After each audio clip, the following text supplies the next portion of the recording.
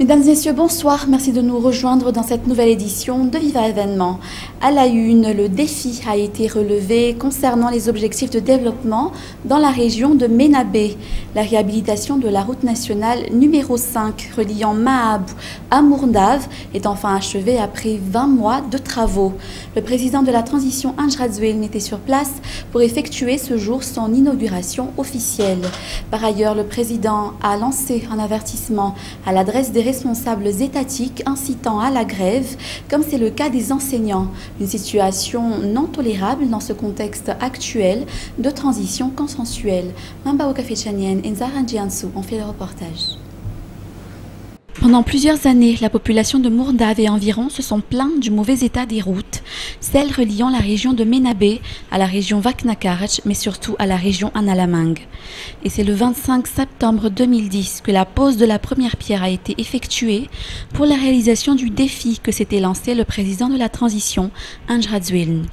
20 mois après, l'objectif a été atteint, la promesse a été réalisée pour la grande joie de la population de la région.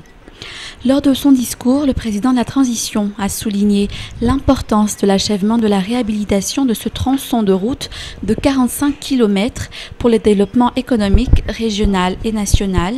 Cette région disposant de plusieurs sites touristiques comme Belle-sur-Mer, Akev et Allée de Baobab.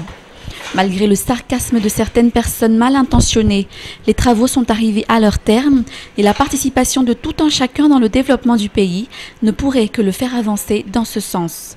Dans la foulée, le président a mis en garde les responsables étatiques qui bloquent l'enseignement en incitant à la grève.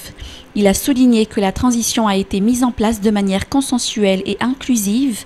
Les débats devraient être ainsi priorisés malgré les différences d'opinion et somment ainsi les concernés à résoudre les problèmes dans les plus brefs délais. Le président de la transition a terminé son allocution en adressant ses sincères remerciements aux partenaires internationaux qui ont participé à la réalisation des travaux de réhabilitation de la RN 35 par le biais de leur financement. Ces partenaires qui sont le Fonds africain de développement ou FAD, le Fonds de l'OPEP ou OFID et enfin la banque coréenne Coexim. Quant aux travaux, ils ont été réalisés par la société Sogea Satom. En plus de la réhabilitation des routes, le pont de Marfouch a également fait l'objet de réparations.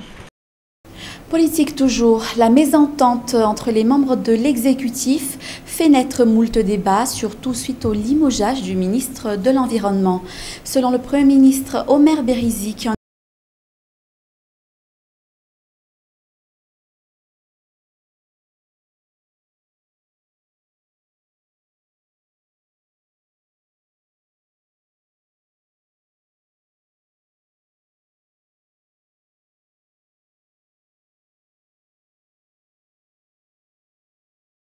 C'est un reportage de Inkad Rakout-Manansou et de Michel Rakoutson. Il n'y a pas d'autre limogeage de membres du gouvernement en perspective, a affirmé le Premier ministre Omer Berizi ce jour. D'ailleurs, seule une faute grave peut justifier la destitution et le remplacement d'un ministre en exercice, a-t-il rajouté. Nous sommes actuellement dans un contexte où l'intérêt est à la recherche du fiavanen et de la sérénité, surtout concernant les affaires politiques. C'est la raison pour laquelle les instructions de la feuille de route au sujet du mode de remplacement d'un ministre doivent être appliquées. La déclaration du chef de gouvernement de ce jour résonne comme une sorte d'interpellation de la mouvance SAF pour que celle-ci propose le nom de la personne qui remplacera le ministre limogé. En attendant, c'est la primature qui assurera provisoirement l'intérim jusqu'à ce que le professeur se décide enfin à proposer quelqu'un, un intérim qui se prolongera jusqu'à la fin de la période transitoire si le chef de la mouvance ZAF persiste à rester sourd aux appels du chef du gouvernement. Cependant, malgré cette situation plus ou moins tendue, la mise en œuvre de la feuille de route reste effective, les décisions prises dernièrement par l'exécutif n'entravant en rien son évolution, comme le démontrent les explications apportées par le Premier ministre ce jour. Et l'actualité, c'est également le ministre de la Défense qui lance un appel aux différents médias pour que ceux-ci vérifient avant toute diffusion la crédibilité des informations qui leur parviennent concernant le ministère de la Défense, une vérification qu'ils devraient faire auprès du ministère en question pour éviter la propagation de fausses rumeurs, comme c'est le cas du soi-disant coup d'État prévu par certains hauts gradés au sein de l'armée. Toujours avec Nkadra Koutmanansou et Michel Rakoutson. L'armée malagasy est unie, il n'y a aucun conflit entre ses membres. La hiérarchie au sein de cette institution est effective. Telles sont les explications apportées par le ministre de la Défense Lucien Rakoutoarmas face aux fausses rumeurs propagées concernant l'existence de soi-disant mésententes au sein de l'armée malagasy. Cet article était paru dans un journal, un quotidien. Et j'ai justement appelé le responsable ou ses collaborateurs pour éviter donc de parler de pareilles choses, mais plutôt demander directement au responsable qu'est-ce qui se passe et écrire dans les journaux quelque chose de vérifié et donc quelque chose de véridique, quoi. Des lois et règlements spécifiques régissent l'armée. L'observation de près du comportement d'un simple militaire ou d'un haut gradé suite à des faits qui se sont avérés étranges ou suspects n'est pas nouveau, selon une source qui a expliqué le rôle des différents services de renseignement concernant des éventuelles insubordinations d'un militaire, quel que soit son rang ou son grade. Cette surveillance ne signifie pas pour autant que le militaire en question soit coupable ni même passible de poursuite, c'est tout simplement une procédure universelle appliquée dans tout état de droit. Une nouvelle approche plus transparente au niveau de la gestion des aides financières octroyées à Madagascar devrait être établie et appliquée, a souligné hier le vice-premier ministre en charge de l'aménagement du territoire et du développement, Adz Anjelen Arvelou. En outre, il devrait appartenir à la grande île de fixer les conditions en ce qui concerne l'octroi de ces aides, a-t-il rajouté. L'application du plan d'urbanisme ne devrait pas se faire dans la hâte. Aussi, il faut résoudre en premier lieu le problème de la délimitation des diverses zones concernées par ce plan. Anna Muriel et Michel Rakoutson. Une toute nouvelle approche concernant l'utilisation des aides financières allouées à la Grande Île devrait se faire, a souligné hier le vice-premier ministre en charge de l'aménagement du territoire et du développement, Adz Anjelen Arvelou. Ceci pour éviter tout échec et afin que les retombées soient perceptibles par la population. Toute précipitation est donc inutile, a rappelé ce responsable.